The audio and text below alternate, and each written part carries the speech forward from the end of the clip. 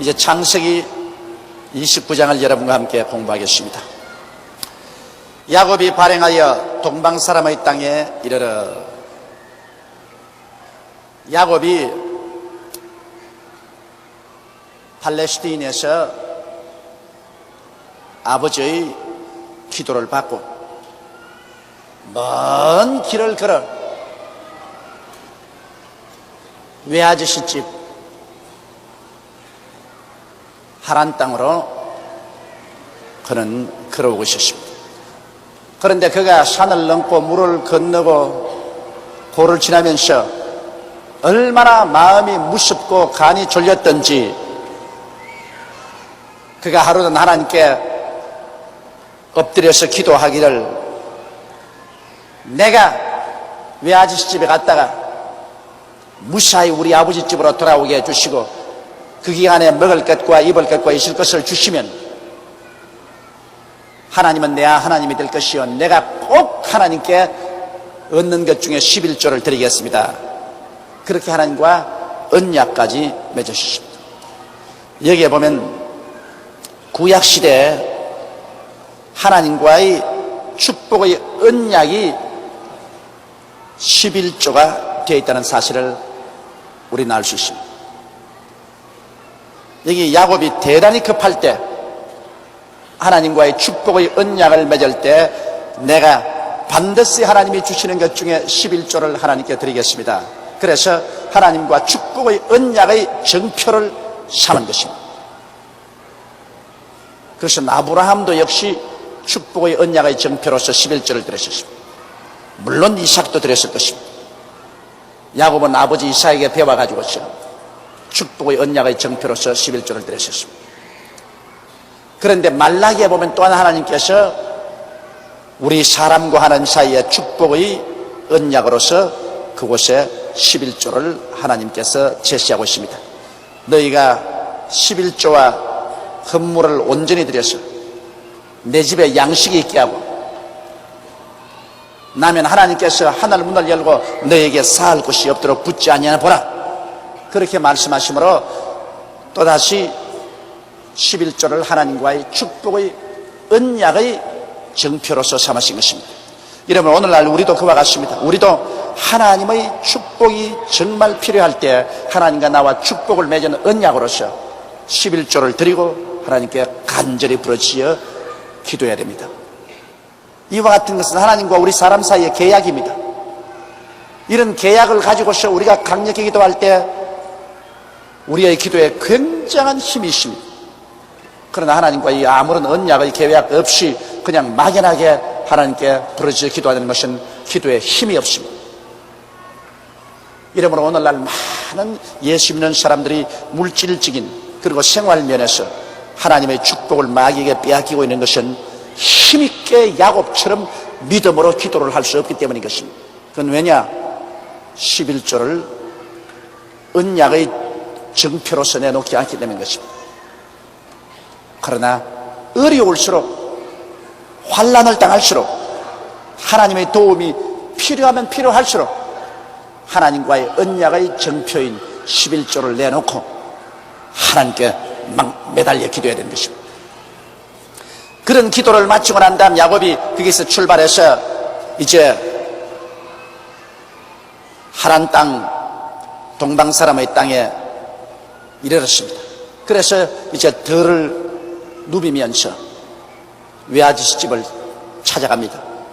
그런데 본적 들에 우물이 있고 그 곁에 양 세 떼가 누웠으니 이는 목자들이 그 우물에서 물을 양떼에게 먹이매라 큰 돌로 우물 아구를 덮었다.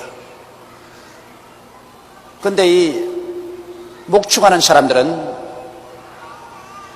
늘 오전 중에는 양에게 풀을 먹이고 난 다음 오후 해 그러면은 전부 양떼가 다 우물가에 와면 우물에 돌을 옮기고 난다. 그곳에서 양떼들이 물을 마시게 하는 것입니다. 근데 야곱이 오니까 벌써 목자들이 양 세 떼를 데리고 와서 그 우물 있는 주위에 양떼들을 눕혀놓고 있습니다. 양떼들이 전부 누워서 여물을 씹고 있습니다. 그런데 아직까지 우물에 돌은 옮기지를 아니하고 있었습니다. 그러다가 모든 때가 모이면 이는 목자들이 그 우물에서 물을 양떼에게 먹임이라. 큰 돌로 우물 아구를 덮었다가 모든 때가 모이면 그들이 우물 아구에서 돌을 옮기고 양에게 물을 먹이고는 여전히 우물 아구 그 자리에 돌을 덮었더라. 그러니까 물이 굉장히 귀하기 때문에 그 우물 아구에 굉장히 큰 돌로 심어가 넣습니다.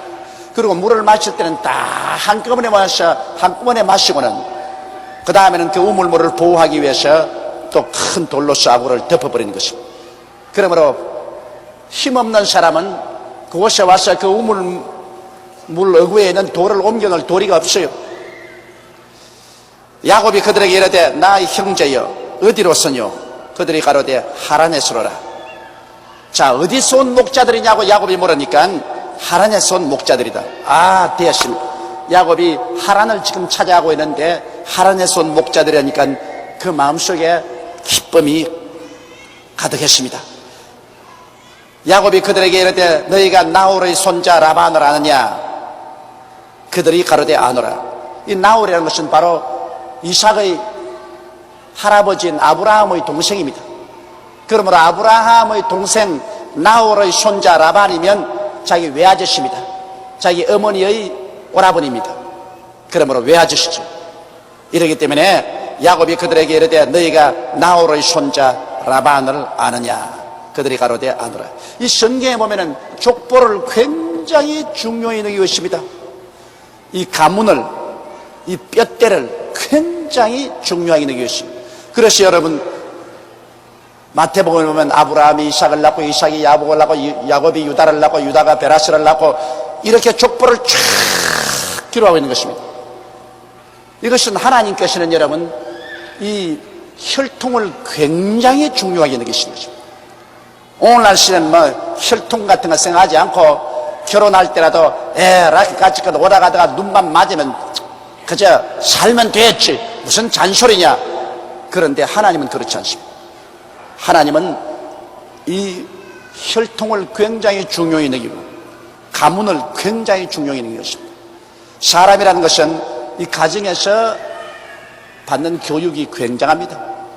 한 가정의 좋은 혈통의 좋은 가문을 통해서 그 받는 교육과 인격적인 훈련이라는 것은 굉장합니다. 이것은 학교에서 도저히 가르칠 수 없는 그러한 인격적인 훈련을 받는 것입니다. 이렇기 때문에 오늘날에 와서도 우리가 사위 보거나 며느리 볼 때 이 가문을 등한해서는 안 됩니다. 이 핏줄을 등한해서 안 돼요. 이러기 때문에 아브라함이 가나안 땅에도 이쁘고 좋은 처녀들이 많이 있을 것만은 절대로 가나안 땅에 있는 처녀를 며느리 삼는 것을 거부하고 이 아브라함도 자기의 고향 땅에 보내가지고 리브가를 불러다가 이삭에게 아내로 주었습니다. 또 이삭도 야곱을 결혼시킬 때 자기의 고향 땅에 야곱을 보내가지고서 아내를 얻도록 한 것은 여기에 가문과 혈통을 그렇게 중요히 여기는 것입니다. 더구나 신앙은 그렇습니다. 여러분, 예수 잘 믿는 사람이라도 안 믿는 사람도 합쳐놓으면 그만 신앙이 굉장한 타격을 받습니다. 이러기 때문에 신앙은 원래 잘 뿌리가 내린 그러한 가문끼리 서로 합치면 그 신앙이 아주 좋아지는 것입니다. 이상적인 것이죠. 그런데 여기에 보면 야곱이 단순하게 자기 외아저씨 찾는 것도 할아버지 때로부터 벌써 이름을 정합니다. 나홀의 손자 라반을 아느냐? 그들이 가로되 아노라. 야곱이 그들에게 이르되 그가 평안하냐? 가로되 평안하니라. 그 딸 라헬이 지금 양을 몰고 오느니라. 그 하나님 섭리 보십시오. 야곱이 하나님께 외아저씨 집에 가서 만나겠다고 기도를 했는데 바로 들판에서 만난 목자들이 외아저씨가 사는 그 하란 땅에서 온 사람이고 또 그 사람들하고 이야기하고 있는데 공교롭게도 그 외아저씨의 딸, 자기에게 말하면 이종사촌이죠. 이종사촌 라헬이 양떼를 몰고 물을 먹이기 위해서 그 자리에 찾아오는 것입니다. 일이라는 것은 이렇게 돼야 됩니다, 여러분. 아주 이렇게 맞아 들어가야 돼요. 우리가 하나님께 기도하고 하나님께 축복을 바라면 하나님께서 일이 이렇게 되도록 인도해 주시는 것입니다. 하나님의 축복을 받지 않고 저주가 임하여 있으면요, 전부 될 일이 안 됩니다. 다 될 것 같다, 손에 잡을 것 같다가 그냥 박사 깨어지고, 일이 다 이루어졌다가 박사 깨어지고. 그래서 이런 사람 밤낮 된다 그러죠. 내일이면 된다, 모레면 된다, 다음 주일이면 된다, 한 달 후면 된다. 그러고 난 다음 한평생을 패배자로 지난 사람이 많습니다. 그러나 성경 말씀에는 일의 작정은 사람이 계시도 그 발걸음을 옮기는 이는 야훼 신이라고 말하셨습니다. 내 길을 야훼께 맡겨버리라. 그래야만 저가 그것을 이루시라고 말씀하신 것입니다. 이러므로 하나님과 축복의 언약을 맺고 하나님께서 은혜를 베풀어 주시면 그 다음 가서 생각도 않은 일에 착착 맞아 떨어지는 것입니다. 만날 사람 만나고 피할 사람 피하고 되도록 일이 묶어지는 것입니다. 그러므로 이 야곱 보십시오. 야곱이 하나님께 11조의 언약의 축복의 맹세를 하고, 그러고 난 다음부터 외아지 찾아가는데 뭐 외아지 집 주소가 있습니까? 번지가 있습니까? 그 당시에는 주소도 없고 번지도 없어요. 그냥 산과 들에 그냥 막 찾아가는 거예요. 걸어가는데 용하게도 만난 사람이 외아지 집 고향에서 온 목자들을 만났고, 그들하고 이야기하는 동안에 자기의 이종 사촌 여동생이 외아저씨의 양떼를 몰고 물을 먹이러 그 자리에 다가오게 된 것입니다. 이래서 아주 하나님께서 멋있게 해주신 것입니다. 저도 이런 일을 많이 체험하고 있습니다. 참 희한하게 하나님의 축복을 받은 일은 인간으로 생각할 때 도저히 어렵고 힘들 것 같은데도 생각도 안 했는데 일이 착착 맞아 떨어지는데 아예 기가 막혀요. 이야, 이럴 수가 있느냐. 그 하나님이 같이 계시기 때문에 그렇습니다. 여러분도 꼭 하나님 축복받고 사세요. 인생을 하나님의 축복을 받고 살아야 그렇게 기가 막히게 돼요. 우리 한국에 올림픽 되는 것도 그거 보십시오. 한국의 올림픽이 될 만한 일이 아닙니다. 그런데 한국의 올림픽이 맞아 떨어지고, 그리고 미국이 오지, 자유우방이 오지, 소련이 오지, 중공이 오지, 그리고 야단 법석을 하는 데모도 꼭 올림픽이 오면 또 탁 끝나버리고 말지, 뭐 일이 착착 맞아 들어가는 것입니다. 그 마귀가 와서 흑칠을 하고 회방을 하려고 그렇게 애를 써도 하나님이 다 제껴버리고 그저 합동하여 유익이 되고 합동하여 유익이 되도록 탁 맞추어주는 거예요. 7절에 야곱이 가로되 해가 아직 높은 즉 짐승 모일 때가 아니니 양에게 물을 먹이고 가서 뜯기라. 그 야곱은 거기에는 목자들 보고 하는 말인 것입니다. 아직 해가 완전히 기울어지지 않았는데 벌써 양떼를 몰고 오면 어떻게 하느냐. 그러면 양떼가 나중에 저녁에 배고프지 않겠는가. 그러므로 지금 물을 먹이고 난 다음에 그 다음 가서 또 풀을 뜯어 먹여라. 그래야 양떼가 저녁에 배가 고프지 않다. 그들이 가로되 우리가 그리하지 못하겠노라. 때가 다 모이고 목자들이 우물하고 해서 돌을 옮겨야 우리가 양에게 물을 먹이느니라. 그러니까 그 목자들이 한 말이 뭐냐면 우리가 그렇게 못한다. 이 돌이 너무나 크기 때문에 우리 힘으로는 쉽게 옮길 수가 없다.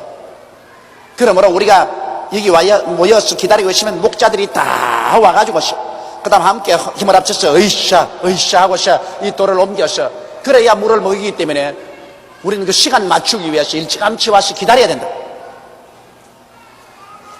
야곱이 그들과 말하는 중에 라헬이 그 아비의 양과 함께 오니 그가 그 양들을 치매라. 이 라헬은 소녀였지만은 소녀 목자였었습니다. 대개 이 양이나 염소를 치는 사람은 이 남자들이 치는데 여기에 라반은 레아와 라헬 이 딸들이 손우애였었어요. 아마 아들들이 다 나이가 어렸기 때문에 그러므로 딸을 시켜서 들에 나가서 양떼를 치게끔 했습니다. 그래서 야곱이 그들과 말한 때 라헬이 아비의 양과 함께 오니 그가 그 양들을 치미었더라. 야곱이 그 외삼촌 라반의 딸 라헬과 그 외삼촌의 양을 보고 나아가서 우물하고 해서 돌을 옮기고 외삼촌 라반의 양떼에게 물을 먹이고, 이거 볼 때 야곱이 대단한 장사였어요. 힘이 장사였다고. 그 야곱을 여러분 생각하면 꽤만 많은 사람이고 힘이 없는 줄 알지만 그렇지가 않아요. 그 목동들이 다 합쳐가지고야 힘을 합쳐서 우물어구에 있는 돌을 옮길 수 있는데, 보통 사람 위해서는 그 힘을 안 쓰다가 외아저씨의 딸 이종 사촌 라헬이 외아저씨의 양떼를 몰고 오니까 그때는 달라 들어가면 혼자서 그 우물 뚜껑을 들어서 옮겨버렸어요. 난 이게 읽을 때, 야, 이거 대단한 장사구나, 보통 힘센 양반이 아니구나, 이걸 느낍니다. 그래서 야곱이 그 외삼촌 라반의 딸 라헬과 그 외삼촌의 양을 보고 나가서 우물하고에 돌을 옮기고 외삼촌 라반의 양떼에게 물을 먹였습니다. 그러니 라헬이 가만히 보고 이상하다, 이렇게 키가 크고 건장하여 어깨가 떡 벌어지고 미남인 남자가 한 말도 안 하고 와가지고서 자기가 양떼를 몰고 오자마자 우물 어구에서 돌을 옮기고 양떼들에게 전부 자기 양처럼 친절하게 물을 마시오니까 어리벙벙해서 도대체 이 사람이 왜 이렇게 선을 베푼가 하고서 쳐다보고 있었습니다. 그런데 그가 물을 다 먹이고 난 다음에 갑자기 달라들어서 라헬을 끌어안고 입을 맞추고 그냥 소리내어 울거든. 그래 또 이 라헬이 또 더 놀랐어요. 이 사람이 물만 먹이는 것이 아니라 또 갑자기 달라들어가 자기를 끌어안고 입을 맞추고 난 다음엔 하고 소리내어 우니, 이거 도대체 어떻게 된 일이냐. 야곱이야 얼마나 반갑겠습니까? 아버지를 떠나서 낯설은 땅을 찾아서 무서운 길을 걸어왔다가 들판에서 이종 사촌 여동생을 만났으니 얼마나 반갑겠습니까? 그래서 미처 내가 너희 이종 사촌 오라버니란 말도 하기도 전에 그냥 끌어안고 입 맞추고 너무 반가워서 그냥 엉엉 웁니다. 이 야곱이 참 다정다감한 사람이에요. 꾀도 많은 사람이고 힘도 많은 사람이고, 그리고 또 잘 우니까 다정다감한 사람이고, 이래서 내가 보면 사람 중에는 아주 멋있는 남자예요. 멋있는 남자예요. 이게 사람이 여러분 눈물을 흘린다는 것, 이거는 참 감정이 섬세해야 눈물을 흘립니다. 저는 좀 큰 울어봤으면 좋겠는데 저는 눈물이 없어요. 그것이 내 인생의 결점인지도 모르겠습니다. 옛날에 우리 최하실 목사님이 늘 말하기를, 세상의 조목사 저 설교에 눈물만 좀 있었으면 설교하다가 한바탕 울고 하면 온 청중이 다 눈물바다가 될 것인데 그렇게 맹성맹성할 수가 없다 그래. 근데 나는 슬픈 일을 당해도 눈물이 안 생겨요.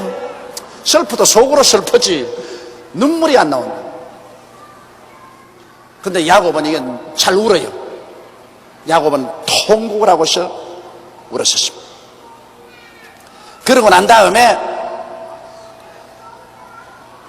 그에게 자기가 그의 아비의 생질이요, 생일 조카입니까? 리브가의 아들 됨을 구하였더니 라헬이 달려가서 그 아비에게 구하며, 그 말을 듣자 라헬이 아이고 우리 고모의 아들이구나. 늘 아버지 어머니에게 이쁜 고모가 있었는데 머나먼 곳에 시집을 가서 저 팔레스틴이라는 곳에 시집을 가고 그 다음에는 소식이 끊어졌다. 뭐 그때야 전화가 있습니까? 전부가 있습니까? 편지를 쓸 수 있습니까? 하면 시집가면 그뿐이라 죽어도 못 만나는 거라. 그런 이야기를 들었습니다. 그래서 너희 고모는 굉장히 성격이 활발하고 아주 정의감이 세고 그러고 활기찬 여자였다. 그런 이야기를 들었는데 그 이야기 들은 그 고모의 아들이 왔거든. 그래 막 그냥 양떼고 뭐고 다 버려버리고 아버지에게 뛰어가가지고서 아이고 아버지 왜 그러냐, 아버지가 늘 이야기하던 리브가 고모 아들이 왔어요. 그러니 그 라반도 깜짝 놀랐었습니다. 자기 여동생의 아들이 왔더니 여동생이 아들 낳은 소리도 못 들었는데 아들이 이렇게 장성해서 왔더니 얼마나 반갑겠습니까? 라반이 그 생질 야곱의 소식을 듣고 달려와서 그를 영접하여 안고 입맞추고 자기 집으로 인도하여 드리니 야곱이 자기의 모든 일을 라반에게 고하며, 얼마나 외아저씨가 반가웠겠습니까? 자기 여동생 보는 것 같이 반가웠겠죠. 그래서 외아저씨가 뛰어나와서 그를 영접하고 안고 입맞추고 그리고 자기 집으로 인도하여 드렸었습니다. 이 중동 사람들은 인사가 입맞추는 것입니다. 그 입맞추는 것도 여러 가지 방법이 있어요. 서로 안 친한 사람은요, 서로 끼어안고 뺨만 대고 입을 실제 안 맞추고 소리만 내요. 이래버려 말해요.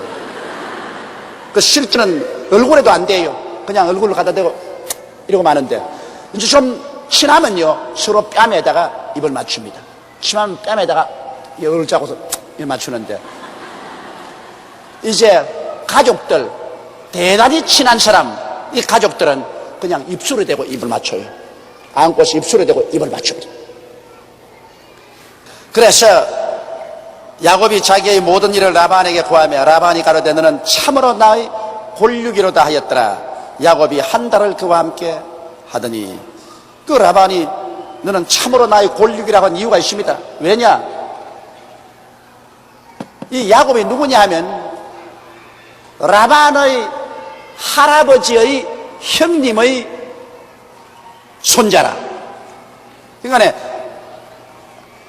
자, 할아버지를 통해서 보아도 자기 할아버지의 형님이니까 큰할아버지 아브라함의 손주지요.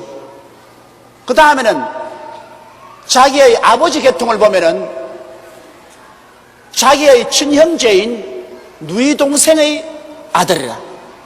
이러므로 혈통으로 봐서 이중으로 자기 한 혈족입니다. 이 옛날에 믿음의 조상들은 가족들 간의 결혼을 많이 했습니다. 그렇기 때문에 이중적으로 혈족이 있었습니다. 그렇기 때문에 라반이 말하기를 너는 참 나의 골육이라고 말했었습니다. 라반이 야곱에게 이르되 내가 비록 나의 생질이나 어찌 공으로 내 일만 하겠느냐, 무엇이 내 부수겠느냐, 내게 구하라. 그러나 아무리 족하지만은 외아저씨 집에 있으면서 공짜로 밥을 먹을 수 있고 그렇게 건장한 사람이니 온갖 일을 다 해주었습니다. 그러니 뭐 외아저씨 집에 일손이 부족하다가 이런 잠정한 사람이 들어와가지고 일을 도와주니까 뭐 모든 일이 다 잘 돼가요. 나중에 보면 이 외아저씨가 별로 부자가 아니었는데 야곱이 들어오고 난 다음 큰 부자가 됐다 그럽니다. 그게 좋은 사람이 들어와서 도와준다는 것 굉장한 도움이 됩니다. 그러니까 외아저씨가 미안하니까 내 공짜로 너를 버려먹을 수가 있냐, 아무리 생질이라도 내게 말하라, 내가 내게 임금을 주겠다, 그렇게 말하셨습니다.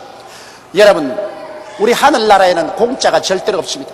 우리 하나님께서도 우리가 하나님을 위해서 우리가 수고한 대로 하나님은 절대로 빈손 들고 돌리지 않습니다. 하나님은 우리 사람들에게 빚지지 않습니다. 성경에는 사랑의 빚 위에는 아무 빚도 지지 말라고 하셨습니다. 이게 하나님 명령입니다. 사랑의 빚은 얼마나 좋아요. 사랑이란 얼마나 좋습니까? 그러나 사랑의 빚은 저도 좋지만은 그러나 실제로 생활의 빚은 지지 마라, 그렇게 말하셨습니다. 이러므로 우리가 하나님께 충성을 다하면은 우리 하나님께서는 절대로 우리에게 빚지지 않습니다. 사람도 일하면 일하는 사람이 그 삭슬 얻는 것이 마땅한데 예수님께서도 일하는 자가 그 삭슬 얻음이 마땅하다고 말했으며 구약시대를 보면 일하는 소에게 망을 씌우지 말으십니다. 소라도 일할 때는 망 씌우지 말고 마음대로 뜯어먹고 일하도록 만들어 하겠습니다. 이러므로 여러분, 주를 위해서 수고하는 사람들이 내 주를 위해서 수고하는 것이 헛되다고 생각하면 대단히 잘못된 상황입니다. 주님을 위해서 시간을 들이거나 물질을 들이거나 수고한 것은 여러분 우리 삶의 어느 시점에 가서 하나님이 반드시 갚아주십니다. 절대로 하나님께서 여러분에게 공짜로 취하지 아니하신 것입니다. 그런데 가끔 가다가 내가 목회하면서 보면은 하나님께 11조와 헌금 드리려고 한 다음 신앙이 식어지고 난 다음에 11조 된 거 다 내놓으라고 찾아올 때가 사람이 있어요. 기가 막힙니다. 11조 헌금 자발적으로 하나님께 다 드려놓고 난 다음에 신앙이 나중에 흔들리고 약해지니까 와가 11조하고 헌금 내라. 그러고 막 나중에 막 협박하고 공갈하고 하는 사람도 있습니다. 이러한 사람은 굉장히 굉장한 심판을 받습니다. 그건 왜냐? 사람에게 드린 것이 아니고 천지와 만물을 지으신 하나님께 마땅히 하나님 소중한 것을 드리고 난 다음에 그 다음에는 그것을 도로 달라고 나오면 하나님께서 여러분 얼마나 모욕을 느끼겠습니까? 하나님께서 가만두겠습니까? 그러므로 그런 어리석은 일을 절대로 하지 말아야 합니다. 우리가 하나님께 11조와 헌금을 드리는 것은 하나님의 교회에다가 드린 것입니다. 하나님 교회에 드리고 난 다음에 그 다음에 그 11조와 헌금을 어떻게 쓸 것이냐, 그것은 교회에 있는 하나님의 대표자들이 알아서 쓰는 것이고, 내가 일단 하나님께 드렸으면 그 이유는 묻지 않은 것이 좋습니다. 저는 지금 30년 동안 내가 예수를 믿고 하나님 섬기고 있지만은 내가 11조와 헌물을 드리거나 내가 하나님 사업에 물질을 드리고 난 다음 그 다음에 캐 묻지 않습니다. 내가 하나님께 드렸으니 그 다음에는 하나님이 당신이 정한 사람들이 그것을 하나님 뜻대로 알았을 것입니다. 예를 들어 말하면 우리 교회는 우리 교회 당회가 있고 이 당회에서 1년 예산을 세우고 1년 예산 세운 것을 또 재정위원회가 있어서 돈 나갈 때마다 우리 재정위원회 장로님들이 전부 도장을 찍어가지고서 이래서 돈을 쓰고 또 돈 쓴 것은 또 우리 감사위원회가 있어가지고서 한 달에 한 번씩 우리 감사장님들이 또 전부 감사합니다. 그러므로 돈 한 푼이 헛되게 쓰지 않습니다. 그래서 하나님 영광 위에 쓰는데 이걸 여러분 11조와 헌금 내놓고 난 다음에 내 헌금 드리고 내 11조 드렸는데 어떠고 저쩌고 이렇게 말을 하면 하나님께 드려놓고 난 다음에 아무 영광이 안 됩니다. 이러므로 하나님께 드리고는 하나님께 내가 맡겨버린 것입니다. 여기에 보면 이제 라반이 생질의 공짜 수고를 받아들일 수가 없어서 월급을 주겠다 그렇게 말했습니다. 그러니까 11절에 라반이 두 딸이 있으니 형의 이름은 레아요 아우의 이름은 라헬이라.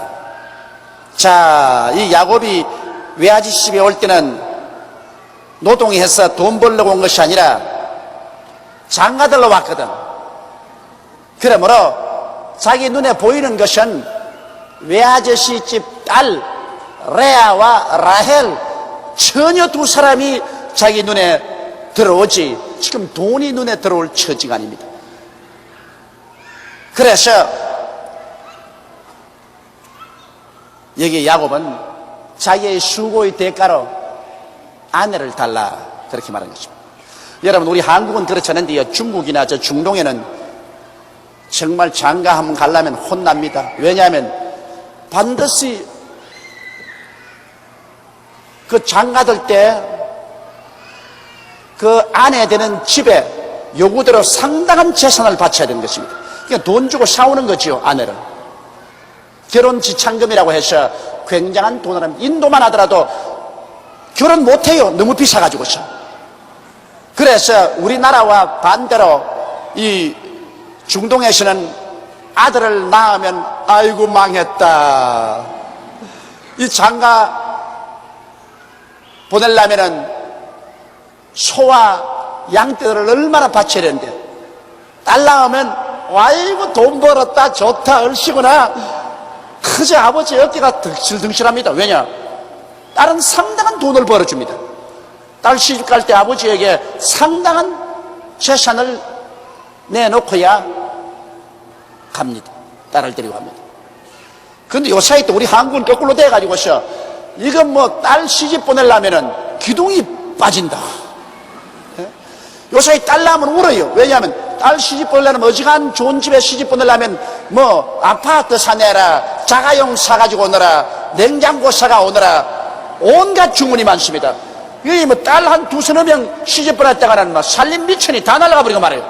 지붕 뿌리까지 뽑힌. 절대로 이런 일 하면 안 됩니다. 이것은 내가 볼 때는 우리 한국 습관도 나쁘고 중동 습관도 나빠요. 결혼이라는 것은 하나님의 은혜 가운데서 서로 사랑하면 서로 입을 옷 가지고 와서 결혼하면 됐지 뭐 무슨 잔소리야. 그 절대로 여러분 우리 교인들 가운데는 그런 거 하지 마십시오. 내가 모범입니다. 나는 우리 집사람하고 결혼할 때 우리 빈손 들고 만났어요. 나도 빈손 들고 왔고 우리 집사람도 빈손 들고 왔고, 두 사람이 있는 돈 다 모으니까 돈 5만 원이더라고. 그 5만 원 가지고서 우리 어머니 옷안불 해드리고 우리 아버지 양불 한불 그때 해주니까 아무것도 없어요.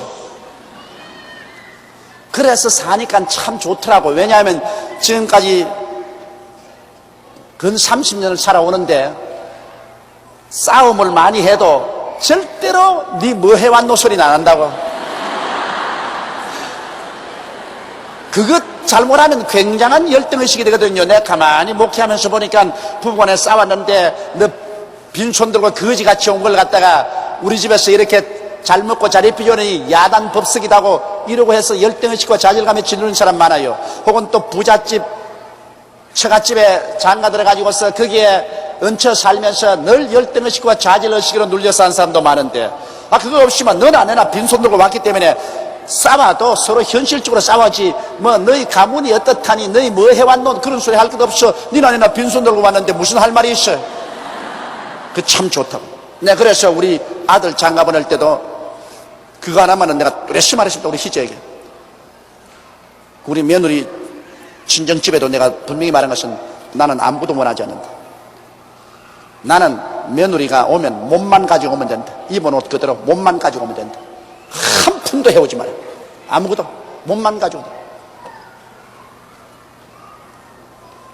그 어떤 사람들이 나보고 그랬다. 목사니까 너무 하지 않냐고 말이야. 그러지 말고 며느리가 오면 뭘 좀 해오도록 해야 안 되겠냐고. 내가 웃기는 소리 하지 마라. 그것 때문에 한국의 병폐가 심한데 오늘 목사인 내부터 그렇게 하면 어떻게 하냐. 그냥 빈손 들고 몸만 오느라. 우리 며느리 빈손 들고 몸만 왔어요. 그러니까 아무 마음에 부담도 안 되고. 왜냐면 난 며느리 봐도 부담이 안 돼요. 혹시 냉장고를 가지고 왔으면 내 며느리 볼 때마다 냉장고가 머릿속에 있겠네. 냉장고. 그 큰 부담이 될 거라. 냉장고 며느리. 근데 뭐 아무것도 안 가지고 왔으니까 그런 부담이 하나도 없어. 너 뭐 빈손 들고 우리 집 식구로 왔으니까 우리 있는 거 같이 먹고 우리 있는 거 같이 입고 우리 있는데 같이 살면 되지 않냐. 그게 좋다고요. 그러므로 여러분 절대로 그런 것 하지 마시고. 내가 우리 교회에 한번 중매섰다가 큰 실망을 했습니다. 아주 예수 잘 믿는 처녀인데 그걸 우리 교회 또 예수 잘 믿는 가정에다가 제가 중매를 했습니다. 그래서 뭐 그 처녀집에서 고맙다고 뭐 인사도 뭐 굉장히 듣고, 그래서 총각 처녀끼리는 서로 좋다고 내게 와서도 고맙다고 인사하고 했는데 딱 총각집에서 뭘 제시하냐면 아파트 한 채에다가 포니 자동차 하나 가지고 오라는 겁니다. 세상에 나는 예수 믿고 주 안에서 서로 사랑하면 함께 결혼해서 살면 된다고 그렇게 중매를 쳤는데 이 신랑 측에서 아파트 하나에다가 포니 자동차 한 대 가지고 와야 결혼하겠다. 우리 아들은 그만한 가치가 있다. 내가 그때 어찌나 화가 나는지, 내가 하나님 같으면 그 사람들 다 천당 보내버릴 것입니다. 최면제가 완전히 일었었어요. 그러고 난 다음 그 처녀집에서 나를 쳐다보고 목사님 이럴 수가 있습니까? 여의도 순복음교회 신자가 그럴 수가 있습니까? 나는 목사님같이 신령한 목사님 가르침을 받은 성도 같으면 정말 하나님 사랑으로 가지고서 결혼할 텐데 이렇게 우리 집에 몫을 받고 우리 딸의 가슴에 몫을 받고 이런 일이 있습니까? 해서 내가 손이 발이 되도록 빌었다고. 죽을 찌를 찌. 지금도 그 가족이 우리 교회에 나와요. 지금도 내 강단에 서서 그 사람만 보면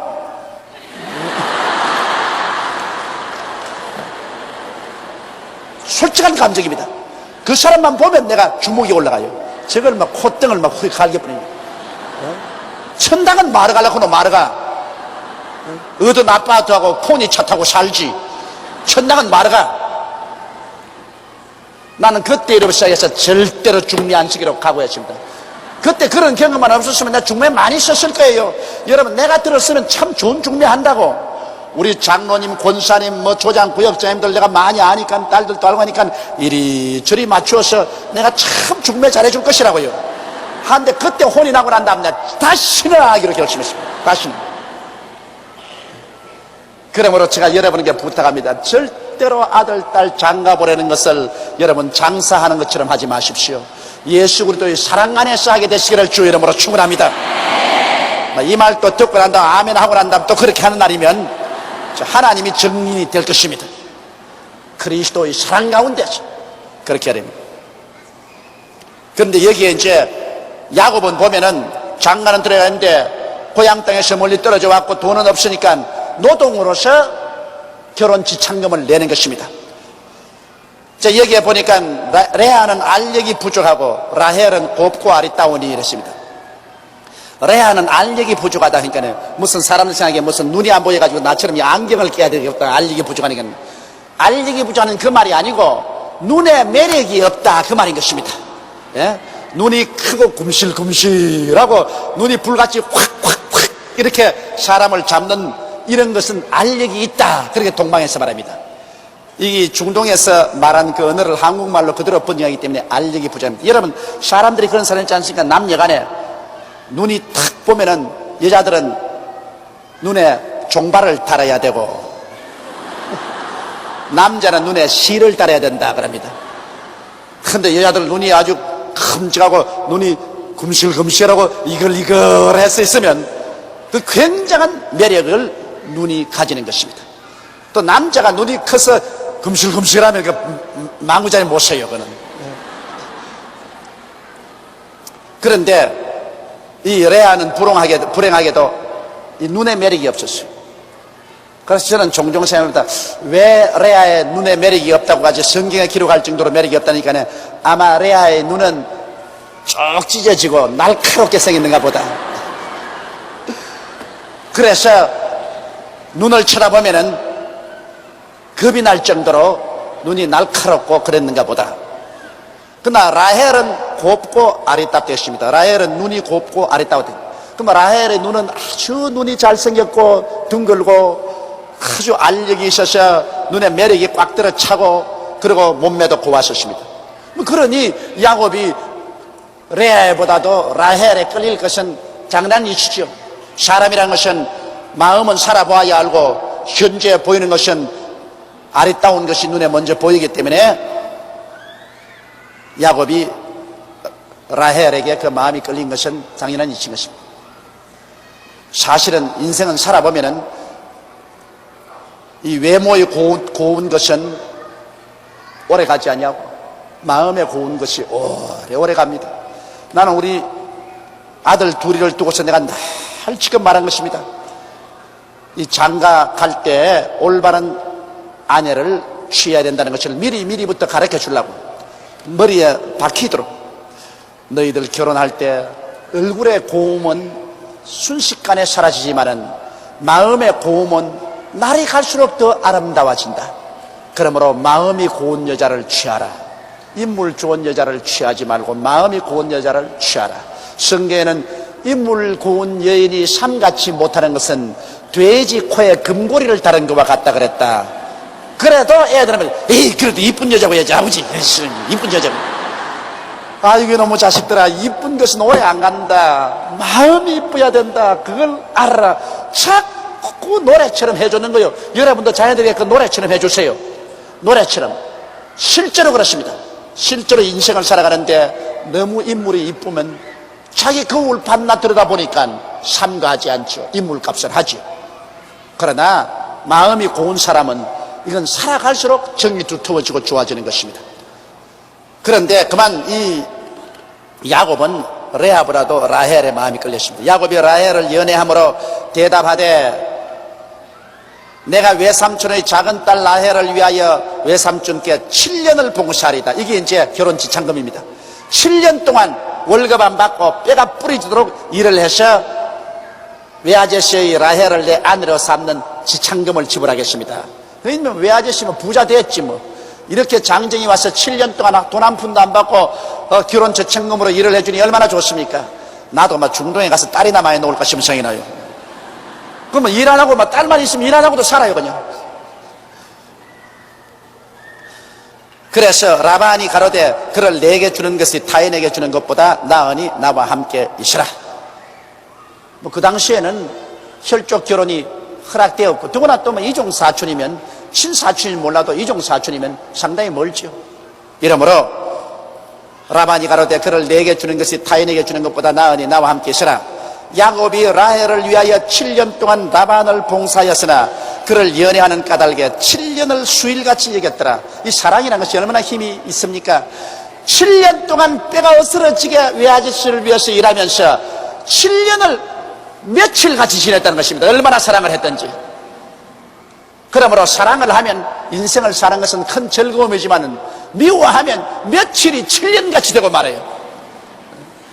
이러므로 우리가 예수 그리스도를 정말 사랑하고 하나님의 그 은혜가 마음에 충만하면 매일매일의 삶이 순식간에 언제 지나간지 몰라요.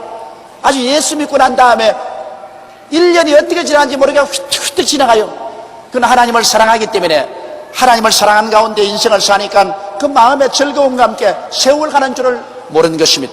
그러나 하나님을 믿지 않고 인생이 고달픈 사람은 1년 사는 것이 10년을 사는 것보다 더 괴롭습니다. 이러므로 인생을 살면서 사랑하고 산다는 것, 이거 참 좋은 일입니다. 마음대로 안 되죠. 그러나 사랑하고 살겠다고 마음에 결심을 하고 원망과 불평과 탄식하지 말고 부정적인 것 자꾸 보고서 그것을 확대시키지 말고 잘난 점을 보고 그리고 자꾸 사랑하려고 애를 쓰면 여러분 사랑하고 살 수 있는 것입니다. 인생에 완전한 것이 어디 있습니까? 다 불완전한 것입니다. 한 사람도 하나도 완전한 것이 없습니다. 그러므로 불완전한 것만 가지고 불평을 하려면 끝이 없지만은 또 그 중에 좋은 점을 들어서 그것을 칭찬하고 좋아하고 사랑하며 살면 그로서 또 우리 좋은 점을 바라보고 살 수 있는 것입니다. 부부간에도 못난 점 바라보지 말고 잘난 점을 자꾸 바라보려고 애를 쓰고, 그리고 이웃 친구들 간에도 못난 점 자꾸 들춰내지 말고 잘난 점 자꾸 바라보고서 사랑하려고 노력하는 거예요. 그런 삶은 굉장히 가치가 있습니다. 사랑하게 되면 인생을 사는 것이 값없 즐겁습니다.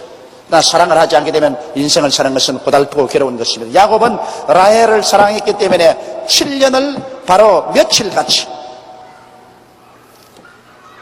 즐거움으로 일하고서 보낸 것입니다. 야곱이 라반에게 이르되 내 기한이 찼으니 내 아내를 내게 주소서. 내가 그에게 들어가겠나이다.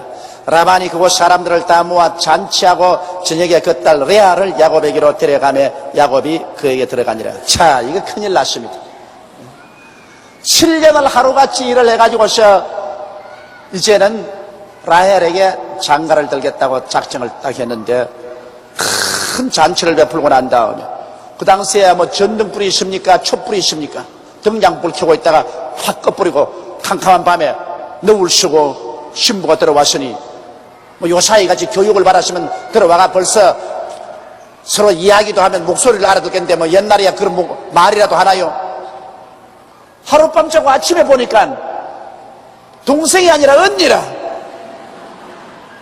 이 기막힐 일 아니겠습니까? 옛날에 야곱이 형님을 속이고 아버지를 속였더니 여기 와서 외아저씨에게 골탕을 먹었습니다. 속았습니다. 아마 당장 야곱의 마음속에 생각했습니다. 심은 대로 거둔다니 요렇게 됐구나.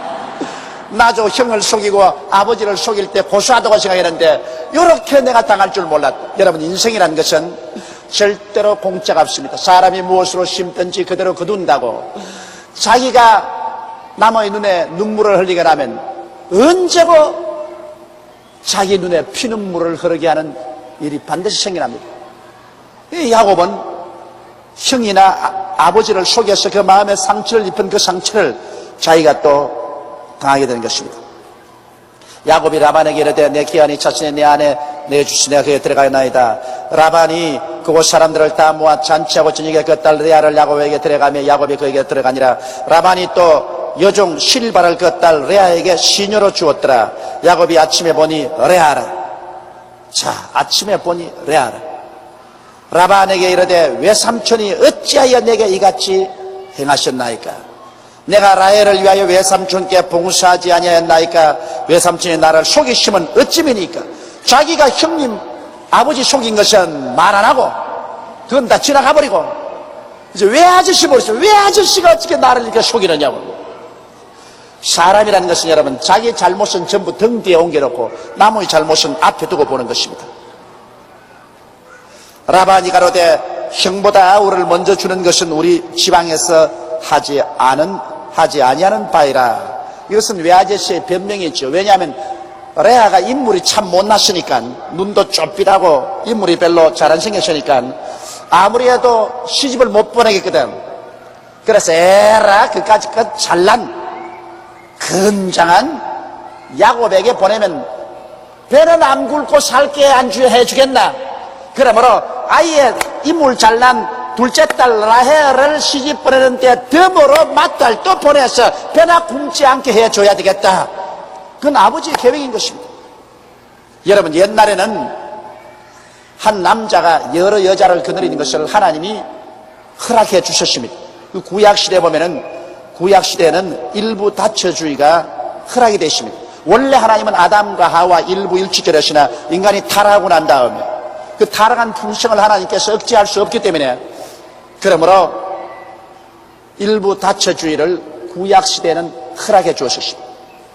근데 신약시대 들어와서 이제 우리 예수를 믿고 중생하고 이 거듭나고 난 다음에는 그 일부 다처주의가 우리 신앙생활 가운데서 사라지고 또다시 일부 일처주의로 돌아왔습니다만, 구약시대는 일부 다처주의가 그대로 허락되고 있었습니다.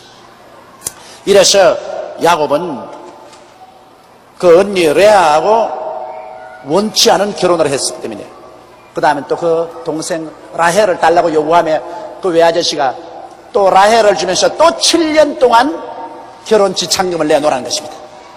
그래서 무려 14년을 외아저씨를 위해서 뼈가 부러지도록 일을 해서 외아저씨가 큰 부자가 됐습니다.